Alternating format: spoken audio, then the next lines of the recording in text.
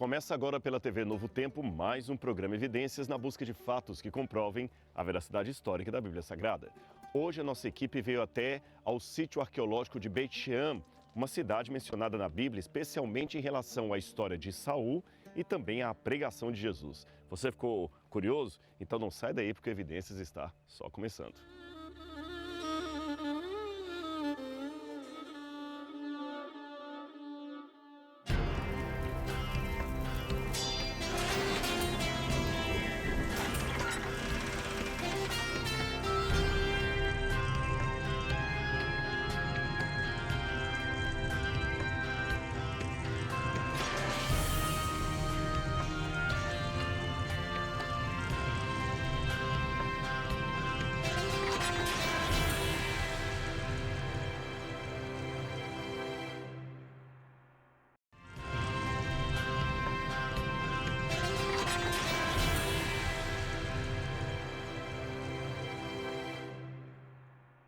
De volta com o programa Evidências, mas eu não posso entrar no assunto de hoje sem primeiro oferecer para você um presente inteiramente grátis. Estou falando do Guia de Estudos Evidências, que pode chegar em sua casa em qualquer lugar do Brasil. Como?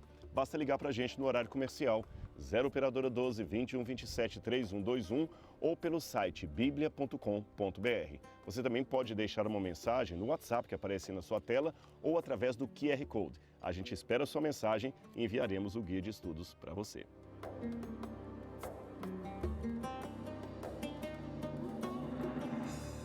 Para você entender um pouquinho como funciona o trabalho, as técnicas da arqueologia, eu quero falar desse lugar onde eu estou aqui. Isso aqui é tecnicamente chamado de tel, tá certo? Tel. Eu vou ensinar algumas palavras técnicas da arqueologia e você vai compreender. Uma primeira palavra é a palavra hirber. O que é um hirber? Hirber significa um monturo de pedras. É quando os arqueólogos chegam em campo e você tem os alicerces daquela antiga civilização brotando para fora da terra. Quando você vê aqueles alicerces já colocados ali, independente da intervenção arqueológica, você chama aquele lugar de hirber. E quando você quer dar o nome do lugar, você coloca um T no final. Por exemplo, Hirber Qumran, que é o local onde foram encontrados os manuscritos do Mar Morto. Agora, além do Hirber, nós temos também uma tel, ou como eles dizem em árabe, tal. O que é uma tel? Imagine aqui, nós já explicamos no outro programa, mas como a repetição também faz parte do aprendizado, eu vou novamente falar o conceito para você. Imagine que você tem uma cidade com ruas, casas, praças, teatros, templos. Aí vem terremoto, como aconteceu aqui em Beit Shean, ação do tempo, guerras, destruições, abandonos. Essa cidade vai sendo modificada. Evidentemente que o grupo que chega depois acaba construindo uma cidade por cima dos escombros daquela. A mesma coisa volta a se repetir. Ação do tempo, terremoto, abandono, guerra, destruição. Aí os que vêm posteriormente acabam construindo outra cidade por cima. Então você vê que tem cidades construídas sobre camadas de cidades mais antigas. Você percebeu? Com o passar do tempo, o nível do solo pode ir crescendo e você vai formando uma colina artificial cheia de estratos, semelhante ao exemplo que eu já dei em outros programas Evidências, a um bolo de aniversário repleto de diferentes recheios. Então você parte ali a fatia do bolo, você tem um recheio de chocolate, outro de doce de leite. Acho que vou parar por aqui, senão você começa a ficar com água na boca, não é mesmo? E é isso que nós temos aqui. Agora, devemos levar em consideração também alguns elementos. Por exemplo, às vezes, por uma situação de um terremoto, como aconteceu aqui, é como se esse bolo de aniversário caísse no chão e os recheios se misturam. Os arqueólogos têm que ter a sensibilidade de perceber que recheio estou falando, de que extrato eu estou me referindo. Há também, às vezes, a ação do segundo uso, quando alguém pega uma pedra de um período e usa na reedificação de um templo de outro período. Percebeu? Então, quando eu vejo aqui toda essa colina artificial, eu percebo que na parede, aqui no chão também, eu tenho várias cerâmicas aqui. Por exemplo, aqui, tem essas duas cerâmicas aqui que você pode ver. São cerâmicas fáceis de serem identificadas porque elas são chamadas de cerâmicas diagnosticáveis. Você tem aqui uma alça e aqui você tem uma borda. Nós chamamos essas cerâmicas aqui de cerâmicas do período do ferro. Aí você pode falar, Rodrigo, o que é período do ferro? Em outros programas Evidências eu já expliquei para vocês que a história da arqueologia, aqui de Israel, do Levante, da Terra Santa, ela é dividida em períodos. Então, o período mais antigo é aquele período que chamamos de lítico, ou a Idade da Pedra, como muitos chamam. E você tem, então, o Epipaleolítico, o Mesolítico, o Neolítico, ou em linguagem mais atual, ou mais popular, a Idade da Pedra Lascada, Pedra Polida. Depois você tem o período Calcolítico, que é quando eles começaram a trabalhar com o cobre. Aí depois você tem o período do bronze. A era patriarcal em que viveu Abraão, Isaac, Jacó, Moisés, é o período do bronze. Em 1200 a.C. começa o período do ferro, que é dividido também em ferro 1, ferro 2. Depois você vem, olha a cronologia do tempo, período persa. Depois do período persa, você tem o período helenístico. Depois do período helenístico, você tem o período romano. E depois do período romano, você tem ainda ali o período bizantino, ou o último período romano. O período bizantino é a partir do 4º século de nossa era para cá, depois de Constantino. Aí você vai entrando a Idade Média, e eu vou deixando isso para outro programa, para outro momento. Então você imaginou a linha do tempo que eu estou seguindo? Agora, imagine, se você gosta de automóveis, você olha para um carro e você fala, este aqui é um Volkswagen 77. Como você pode afirmar isso? Pelo estilo do carro.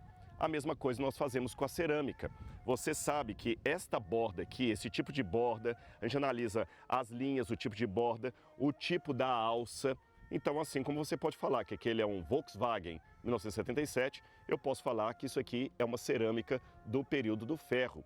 Agora, há uma outra técnica laboratorial que também pode ser usada para cruzar informações, que é, por exemplo, a termoluminescência, que é quando nós pegamos essa cerâmica, levamos a um laboratório e pela radiação da luz dela, dos cristais de quartzo, você pode afirmar qual foi a última vez que essa cerâmica foi queimada e ter uma ideia daquele nível do extrato. Tá certo? Você entendeu? Ficou fácil? Mas para ficar ainda mais didático tudo isso, eu quero convidar aqui o meu amigo Yerha, que é arqueólogo aqui em Israel. Muito obrigado por estar conosco no Evidências. Muito obrigado por me convidar. É um grande prazer. E eu quero perguntar aqui, eu achei essas cerâmicas aqui do período do ferro, mas nós temos evidências de outros períodos aqui nessa mistura aqui? Sim, a gente encontra tanta cerâmica aqui. Você pode ver, como você disse, temos uma de cada. Aqui, por exemplo, é do começo da Idade do Bronze. Essa cor avermelhada é do 3º milênio antes de Cristo.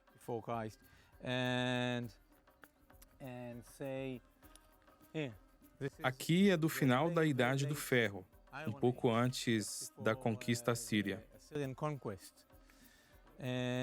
Existem também ossos dos animais que criavam e comiam. Isso é muito interessante. Isso é uma lâmina de cortar trigo, que também é do 3º milênio antes de Cristo. Aqui você pode ver a tipologia e você consegue diferenciar as camadas, uma em cima da outra, e definir bem cada uma dessas camadas. Olha que interessante, eu vou até mostrar para vocês em casa a comparação. Eu acho que se eu pegar aqui, o pessoal pode ver, nós temos aqui diferentes períodos. Eu vou colocar do mais antigo para o mais recente, tá bom? Então você vê, olha, entre esse formato aqui, que eu tenho, que ainda era da Idade, ele foi o 3º milênio antes de Cristo. Aí nós temos o período do bronze e nós temos 2 exemplares do período do ferro. Ou seja, entre esse aqui e esse aqui, nós temos aproximadamente 1.800 anos de diferença entre um e o outro. Ficou fácil para você em casa entender? É assim que trabalham os arqueólogos. É assim que nós investigamos a história que está por detrás da Bíblia Sagrada. Há técnicas laboratoriais, seriação, muita coisa. Vou devolver aqui os artefatos, tá certo? E, meu amigo, também, o que nós temos aqui, por exemplo, de períodos?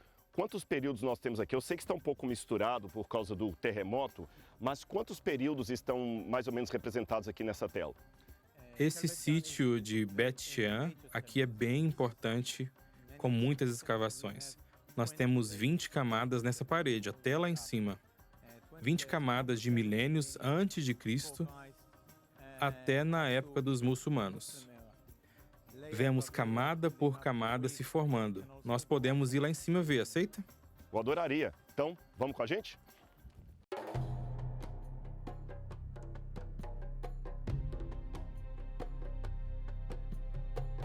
Nossa, isso aqui realmente é incrível, esse lugar aqui. Aliás, se você em casa, não repare que vai ter um pouquinho de vento aqui, que nós estamos no topo da montanha. É um lugar aqui realmente muito privilegiado, mas o que é esse lugar aqui? É um templo, uma casa, uma fortaleza? Onde nós estamos aqui? Aqui era a casa do governador egípcio. No final da Idade do Bronze, 13º, 14º século antes de Cristo, o faraó egípcio colocou governadores egípcios em toda Canaã. Por isso, ele construiu casas para os governadores. Essa é uma casa egípcia construída em Canaã. Encontramos cerâmica egípcia aqui também, além de, por exemplo, a inscrição do faraó mesmo.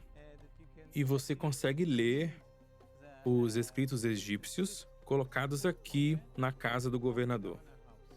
E é fácil realmente, porque você percebe que aqui é alguém ligado à época do faraó Ramsés III. Aqui no cartucho, você tem o nome Ramsés, você tem aqui o deus Ra, o determinativo de Deus, e a palavra Mes, que significa nascido de Ramsés, e o nome completo dele, que aparece aqui, ele está inclusive aqui, alguém que era governador daqui, em nome do faraó Ramsés III. O nome completo dele seria Ramsés Vezer Kepesh. Ramsés Vezer Kepesh. Alguém que viveu aqui por volta do ano de 1250, 1230, um pouquinho antes ali do período do ferro. E, de fato, nós temos na história a confirmação de que havia presença egípcia em Canaã, mesmo quando o povo de Israel veio para cá. Interessante isso. Agora, professor, avançando um pouquinho ainda na idade do ferro, eu tenho um relato na Bíblia a respeito do rei Saul. Vou pedir a produção para me dar a Bíblia aqui e eu vou ler essa parte aqui, que é o final do reino de Saul, o final trágico de Saul. Aqui no livro de 1 Samuel, vou ler para você em casa, capítulo 31, é o último capítulo de Samuel. 1 Samuel, capítulo 31, versículo 11, fala o seguinte a respeito da morte de Saul. Preste atenção. Quando os moradores de Jabes Gileade ouviram que os filisteus haviam feito com Saul, todos os homens valentes se levantaram e caminharam a noite toda. Tiraram o corpo de Saul e os corpos de seus filhos da muralha de, aqui na minha Bíblia está Bet-Seam, é Bet-Sheam, onde nós estamos, e os levaram para Jabes, onde os queimaram. Depois pegaram os ossos deles e os sepultaram debaixo de um arvoredo em Jabes, e jejuaram 7 dias. Ou seja, pela história bíblica, Saul foi morto no monte Gilboa, ou Gilboa, como dizem em hebraico. E depois os corpos deles foram trazidos e pendurados nas muralhas de Bet-Shean, onde nós estamos. Depois eles tiraram os corpos aqui e queimaram, a Bíblia conta isso. Qual a relação que nós temos desse lugar com Saul, geograficamente falando? O Monte Gilboa está atrás de nós. E imagine vindo gente das colinas e os filisteus vindo da costa, passando por Bet-Shean e se encontrando em Gilboa. Na verdade, não foi uma batalha. Os filisteus venceram porque Saul não tinha Deus com ele mais. Na noite anterior, ele visitou uma médium. Quando os israelitas e filisteus se enfrentaram,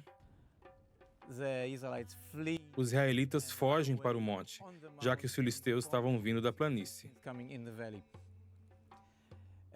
Foi uma derrota imediata, e a Bíblia diz que Saul teve medo dos filisteus lançarem flechas nele. Ele não queria morrer assim, então ele se mata no monte.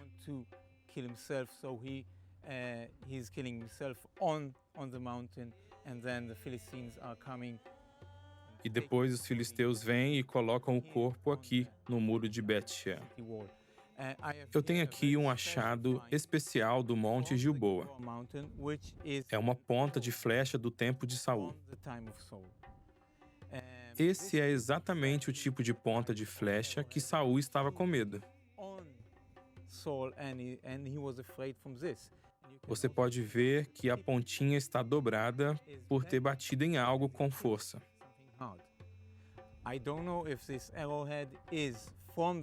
Eu não sei se isso é da Batalha de Gilboa, mas é definitivamente da mesma época. E é uma evidência do que a Bíblia descreve. Eu imagino que ser atingido por uma dessas não é muito legal.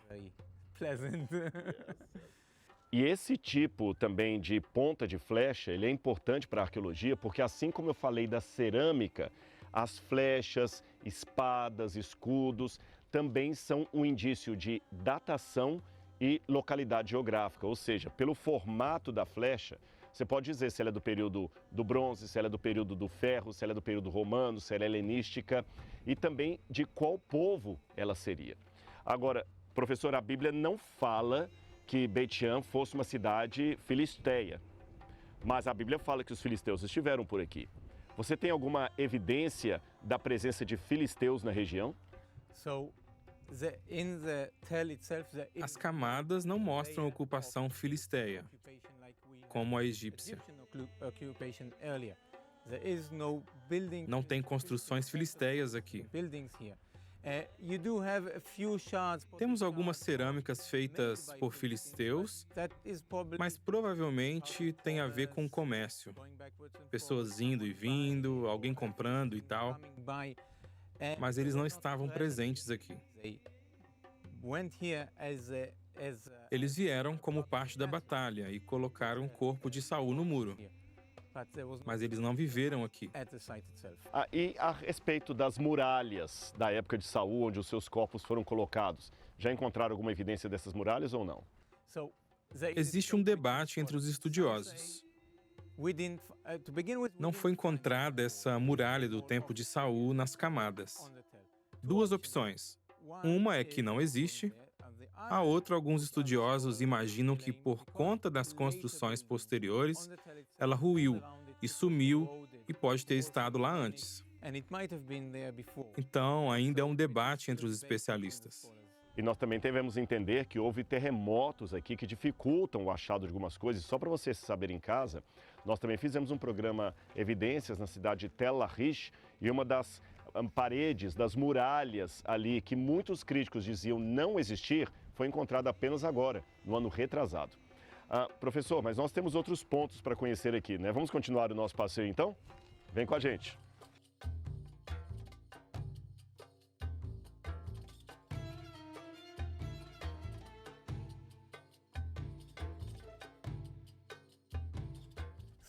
Aqui temos uma boa visão da estratigrafia das camadas. Podemos ver todas de cima para baixo. No fundo, temos uma igreja cristã do ano 580. Descendo, tem a Idade do Ferro, de 3.000 anos atrás. E vão descendo as camadas, sendo construídas uma em cima da outra.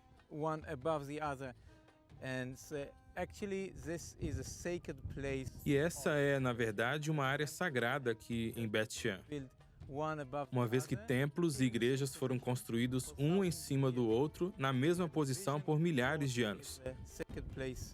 Então, conseguimos ter essa macrovisão das camadas. Essa explicação dele foi boa, porque daqui do topo, eu acho que fica mais fácil você entender as noções de estratigrafia que eu falei no início desse programa. Que você pode ver que as partes mais recentes estão no topo e as partes mais antigas estão abaixo. Se você olhar aqui, olha, nós temos uma parede aqui que está construída em cima de outra parede, que por sua vez está construída em cima de outra parede, ou seja, você tem estratos sobre estratos. E aqui a gente percebe uma dificuldade da arqueologia, que para encontrar antiguidades, eu tenho que destruir antiguidades. Porque você tem, por exemplo, aqui algo do período helenístico. Aqui você tem o período do persa e aqui você tem o período do ferro. Para eu encontrar o período do ferro, eu tenho que destruir o período persa, eu tenho que destruir o período helenístico. Então o que a arqueologia faz? Ela não faz um buraco imenso, ela decide que partes serão escavadas e que partes serão preservadas. É por isso que você tem aqui, olha, como se fosse várias capas de construção de templos diferentes, colocadas sobrepostas uma sobre a outra, como se fosse quase uma escada do tempo. Agora, professor, eu sei que você falou aí sobre igreja cristã, e Beit-Shean não é só em relação ao período do ferro, ao período do Antigo Testamento. Há alguma relação também de uma Beit-Shean dos tempos de Jesus, do Novo Testamento, do Segundo Templo. Mas o programa de hoje está acabando, não teremos mais tempo. Você topa voltarmos semana que vem para falarmos da Beit-Shean do Segundo Templo, da época de Cristo? Claro, vamos nos encontrar semana que vem. Olha, então ele aceitou o convite e nós vamos então falar sobre uma outra Beit-Shean da época de Jesus. Mas para fechar o programa de hoje com chave de ouro, eu gostaria de convidar você a meditar um pouco sobre o final da vida de Saul e que lições podemos tirar desse episódio para a nossa caminhada hoje. Vou procurar um lugar aqui mais confortável, sem muito vento, e eu quero falar com você a esse respeito.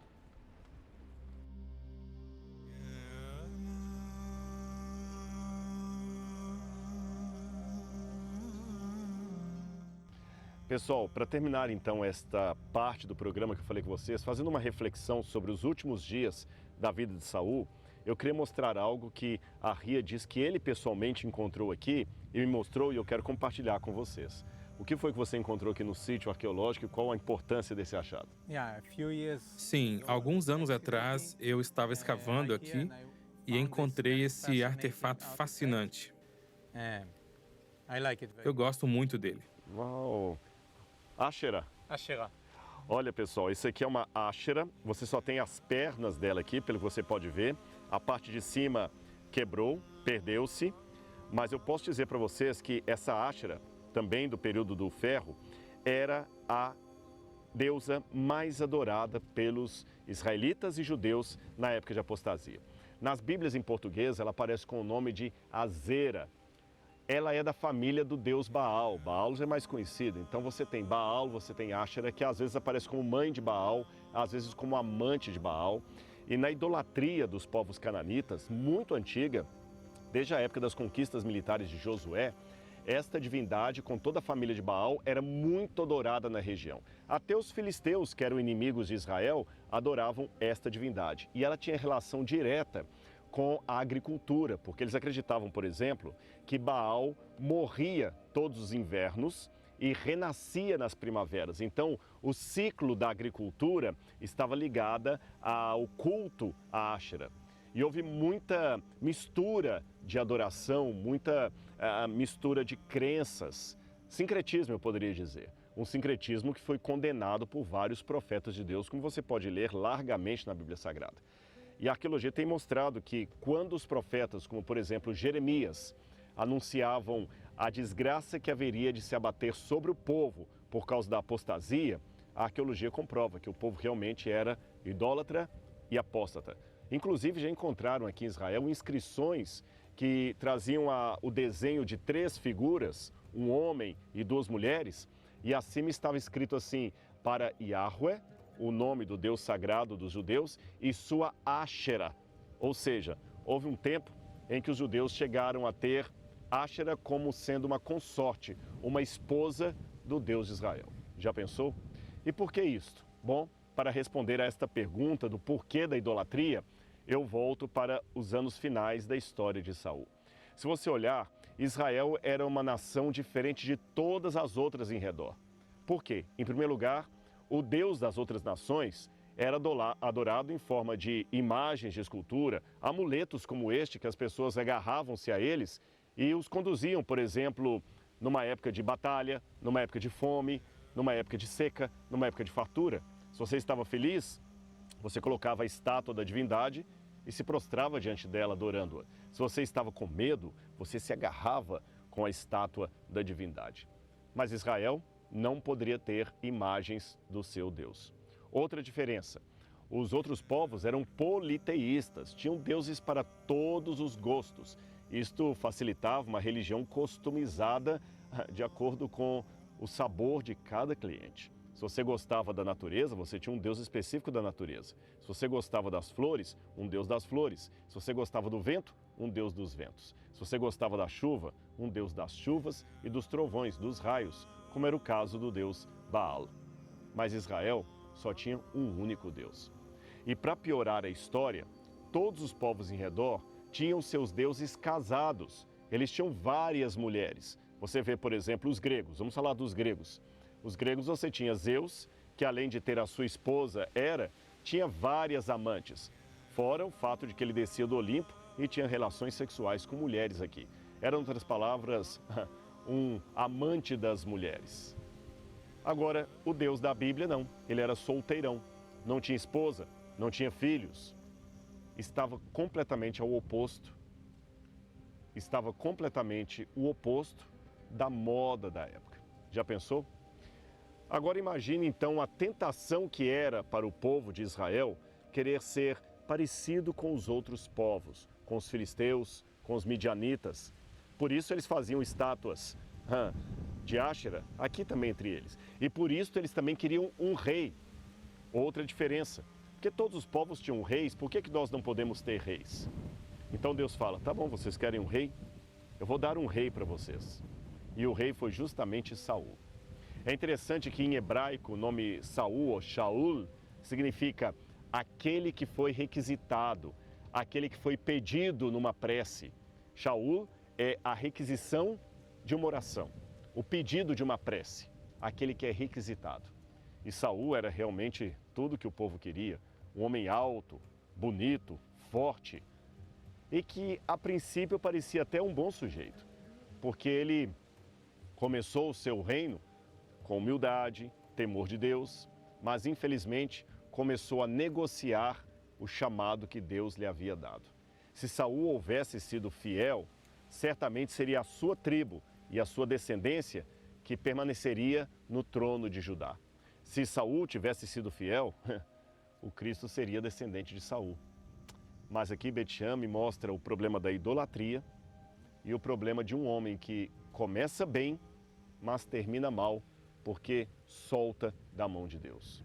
Seu corpo foi colocado em algum canto das ruínas dessa cidade, para vexame da sua família e terror da história. O programa Evidências de hoje vai ficando por aqui. Mas semana que vem eu vou continuar justamente nesse sítio arqueológico de Bet-Shean, mostrando dessa vez não as histórias do Antigo Testamento, mas do Novo Testamento, referente ao tempo de Roma, referente ao dia de Jesus e à época do Segundo Templo. Você quer conhecer mais detalhes a respeito disso? Então não perca a continuação do nosso assunto aqui na TV Novo Tempo, o seu canal da esperança. Um grande abraço e até lá!